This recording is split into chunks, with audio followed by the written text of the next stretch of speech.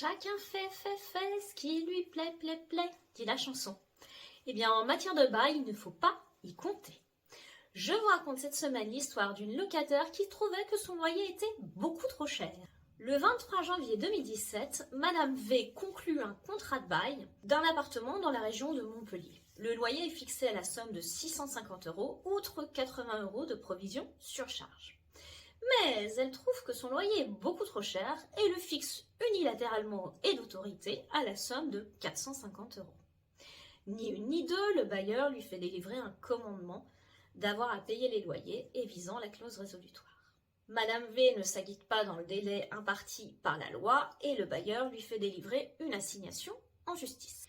Madame V se défend alors devant le tribunal en indiquant que le loyer que lui facture son bailleur n'est pas légal.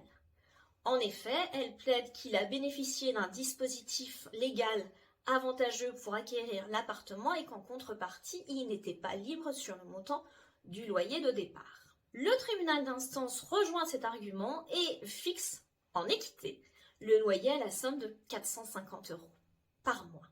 Bien évidemment, le bailleur relève appel, puisque l'équité n'a rien à faire dans cette matière.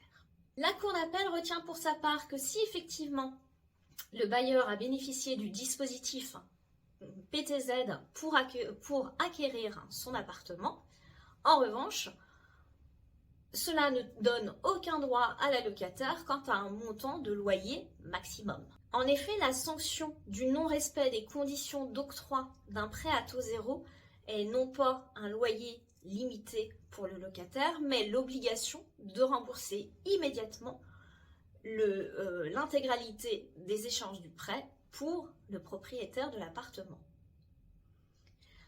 La Cour d'appel ajoute également que dans cette zone, la fixation du loyer de départ est libre et que la dette de loyer est équivalente à un loyer de 650 € par mois. La Cour d'appel juge également que dans cette région, il n'y a pas de plafonnement de loyer et que donc le bailleur était parfaitement libre de fixer le prix de départ du loyer. La Cour d'appel ajoute que quand bien même le montant du loyer serait limité, cette loi soumet non seulement le montant du loyer, mais également les revenus du locataire à un plafond en dessous duquel la locataire ne démontre pas être. Fort mécontente, Madame V forme un pourvoi en cassation. Elle plaide que le bailleur ne peut se prévaloir des dispositions d'un contrat de bail conclu en violation de la loi, interdisant de louer le bien, ou en tout cas, s'il peut le faire, de le louer à un montant capé. À votre avis, Madame V a-t-elle obtenu gain de cause?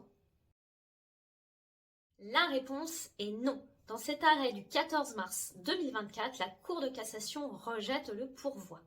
Elle rappelle les dispositions des articles L31-10-6 et R31-10-6 du Code de la construction pour indiquer que la sanction du non-respect des conditions d'octroi d'un prêt à taux zéro est l'obligation de rembourser immédiatement la totalité de ce prêt. Le locataire ne pouvait donc se prévaloir de ce défaut de respect des obligations du PTZ pour fixer d'autorité un montant de loyer. À retenir dans cette affaire, la locataire, comme tout le monde d'ailleurs, ne pouvait pas se faire justice à elle-même. En le faisant, elle s'est exposée à la perte du bénéfice de son bail. Si cette vidéo vous a plu, vous pouvez la commenter, la liker ou la partager. Et bien évidemment, je vous invite à vous abonner pour ne rater aucune de mes vidéos. Quant à moi, je vous dis à la semaine prochaine pour une toute autre thématique.